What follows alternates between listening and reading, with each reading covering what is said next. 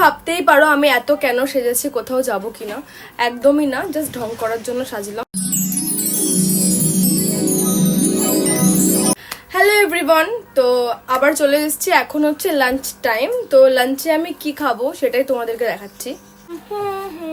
তো এই হচ্ছে আমার লাঞ্চ, যেখানে আছে রাইস অ্যান্ড বিটরুট, আচ্ছা কি বলে বিট, যাই হোক। তো এইটা দিয়ে আমি ভাতটাকে পিঙ্ক করব, দেন আমি খাবো। হ্যাঁ, আমি এতই রাইস খাই, আমি অনেক ভুক্কর।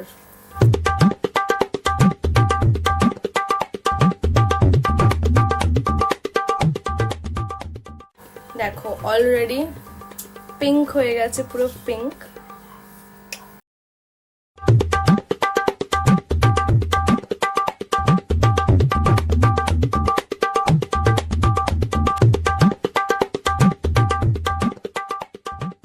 তো বাকি যতটুকু আছে ওই খাবারটা আমি শেষ করে নিই, দেন দেখা হচ্ছে সন্ধ্যেবেলা স্ন্যাক্সে।